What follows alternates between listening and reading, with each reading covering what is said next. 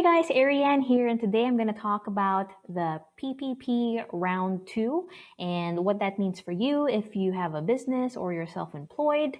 We're going to cover who's eligible, how much do you qualify for, what's covered, when can you apply, the forgiveness pieces of it, and we'll walk through an actual application. So first, who is eligible? Small businesses with less than 300 employees, and they had to have had a 25% gross revenue decline between any quarter in 2020 compared with the corresponding quarter in 2019. So for example, let's say we're going to compare quarter 3 between 2020 and 2019. So in 2020, the Q3 gross revenue was $100,000 and the 2019 Q3 gross revenue was $150,000. Now we're going to see if we had a 25% or more decline between 2020 and 2019. So here's the calculation. 100K divided by 150K equals 66.67%, meaning we had a decline of 33%, which means we qualify for PPP Round 2. There is also guidance from the SBA that you can potentially use the annual revenue from 2019 and 2020 if you didn't have a quarter by quarter 25% reduction, but you had a whole year 25% reduction. So double check with your lender when you apply for that guidance.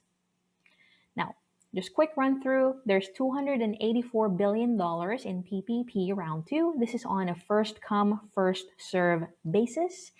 And it also opens up the PPP again to first time borrowers.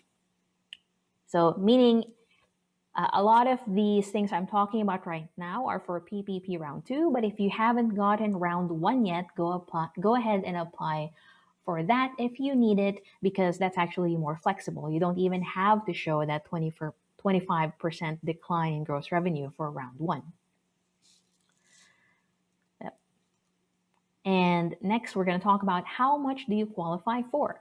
So you're going to take the average payroll in 2019 or 2020 and multiply it by 2.5. So, and that's the average monthly payroll. So for example, let's say in 2020, your total payroll was $120,000. If we divide that by 12 to get the average monthly payroll, then it's $10,000. So we take $10,000 times 2.5 equals $25,000, and that's our total loan amount we can request for PPP Round 2. Another note there is they give you an option to choose between 2019 or 2020, so pick whichever year has the larger payroll costs for you. Now, if you are in the NICIS Sector 72, which are accommodation and food services, you actually get more PPP Round 2 loan. So you can multiply your monthly payroll by 3.5 if you're in the accommodation and food services. So for example, $10,000 times 3.5 equals $35,000 as your loan amount. Now, if you're self-employed, meaning you file a 1040 for your tax return, you're going to go and look at Schedule C, and your payroll costs for 2019 or 2020 are going to be line 31, which is your net profit amount. And you're going to do the same thing. You divide that by 12 and multiply that by 2.5 if you're not in NICIS 72. And if you are in NICS 72, then you would multiply that by 3.5 to get your total PPP Round 2 loan amount. Okay, so now we figured out our loan amount, right? So in the earlier examples, it was $25,000 and $35,000. Now, what can you actually use it for, right? What can you use it for that can be forgiven later? So you can use it for payroll up to $100,000 per person. So for example, if you have like a highly paid employee, or maybe you as the owner, you get paid more than $100,000, then you can only take it for up to $100,000. You can use it for all the payroll expenses: salary, wages, commissions, vacation pay, sick pay, separation pay, health, dental, life, vision, and retirement benefits. You can use it for rent. Covered mortgage interest, meaning if you own the building and you have a mortgage on it, the interest is can be taken as a PPP expense.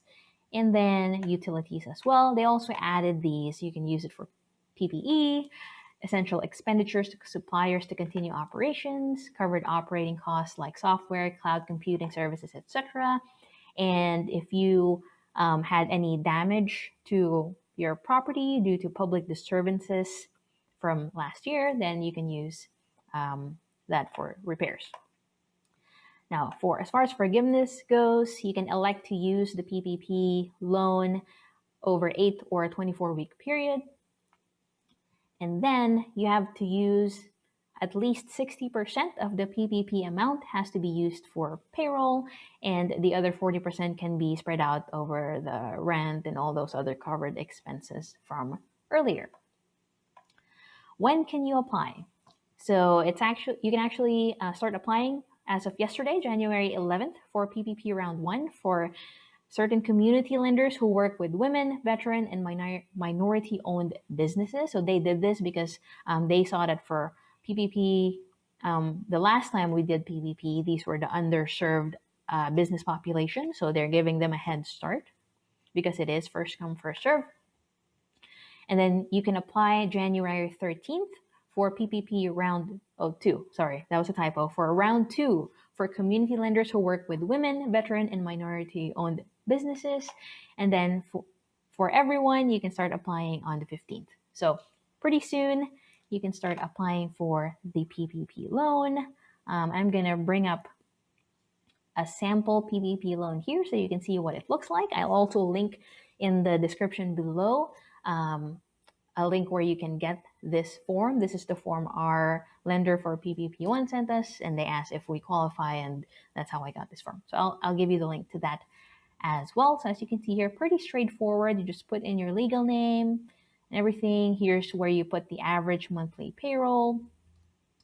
And then here's where you put in your employees. You click what's the purpose of your loan, right? You put in your PPP first draw number. So this, if you had PPP loan round 1, then you would put that number in here.